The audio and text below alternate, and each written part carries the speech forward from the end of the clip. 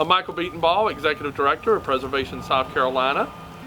We're standing in front of what we call the Pottersville House, 1 mile north of Edgefield, on the site, the southern end of what was once Pottersville, where Abner Landrum had developed the site to make Edgefield Pottery. The house is important for several reasons. One, the memory of Pottersville has been diminished a lot physically on site, and mostly known just through the Edgefield jars that people collect now. And we've always looked for something that can physically represent what was once here, a thriving industrial site that made pots that were shipped all over. So there was, what we believe is nothing was left there of Pottersville or any buildings. And this structure, we believe, is the last physical remnant of what was here. Now, what was this building? That's a big mystery. It's built unlike anything that we've ever really found. You know, usually when a house is built, you can tell where the add-ons are and how people lived in, or whether it's a business. This place is built unlike anything we've ever seen, and it appears to have certain anomalies that doesn't make it a house, but also doesn't make it anything else. So what our theory is on this space is that we believe this could be what was once the Methodist Church, that is documented to be here, that was then turned into Pottersville Academy, then possibly owned by John Kirksey in 1847. Now, one of the big mysteries is, what was the original use of the original core structure, which was obviously a home we believe was built sometime between 1790 and 1810. So whose home could that be? Could it be Abner Landrum's? Could it be Samuel Landrum, Abner's father, who died in 1817?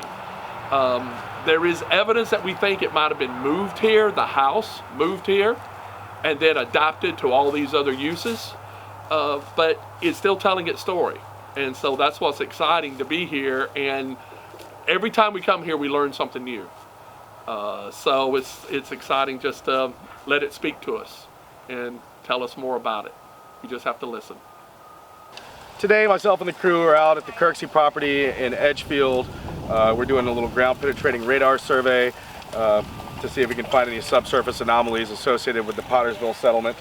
As part of our threefold mission for the Department of Energy, we do outreach. In some instances, we will take this data, we will build a three-dimensional grid, we will look at it, and hopefully it will become part of a larger long-term project out here. The goal for the house is to use it as a tool to elevate the story of Pottersville. Edgefield Pottery is more than just clay jars in people's collections. It is a very important part of South Carolina's story of early industrialization, of production, of the ideals of one of the smartest men to come out of early 19th century America, South Carolina, Abner Landrum. The story of Dave, all these stories that interconnecting that created this space is largely unknown by the mass population, and we want to share that story. There's more to this than just jars in a collection.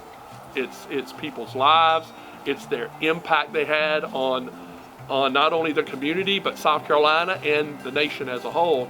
And we see this space as the best spot to be able to tell that story, to get people to come and interact and understand what happened here in the early 19th century.